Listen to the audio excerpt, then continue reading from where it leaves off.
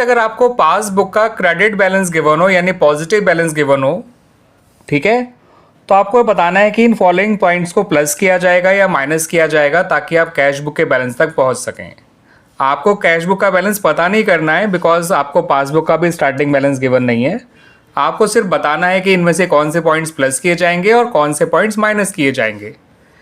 ठीक है बच्चों, पहला पॉइंट इस तरह से है, interest credited by the bank not recorded in the cash book. ठीक है बच्चों, तो अब ये इंटरेस्ट पासबुक ने तो पक्का बढ़ा दिया होगा क्योंकि पासबुक में क्रेडिट बढ़ाना होता है, बट कैश बुक ने तो नहीं बढ़ाया, इसलिए इस 5000 को आपको माइनस करना होगा।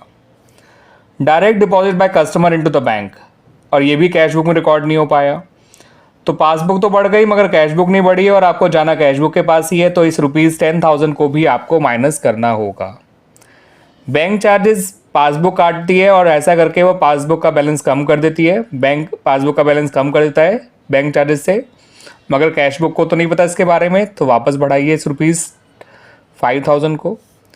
Check issued but not recorded in the cash book, cheque issue करके कैश बुक वाला खुद ही लिखना भूल गया तो वो कैश बुक कम नहीं हुई, लेकिन पासबुक कम हो गई है क्योंकि ये चेक बैंक में पहुंच गया है और पेमेंट भी इसका हो गया है, मगर कैश बुक का तो नहीं हुआ। दैट्स वाई इस 25,000 को वापस प्लस करिए क्योंकि इसे कैश बुक ने कम नहीं कर रखा था, पासबुक ने कम कर रखा था, दैट्स वाई उसको वापस ऐड करना पड़ा।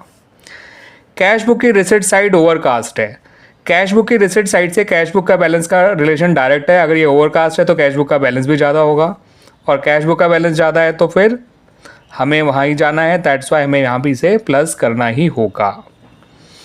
अगर कैश बुक की पेमेंट साइड अंडर कास्ट है, पेमेंट साइड से कैश बुक का रिलेशन अपोजिट होता है, पेमेंट साइड अंडर कास्ट होगी तो कैश बुक का बैलेंस भी ज़्यादा होगा एज कम्पेयर टू पासबुक।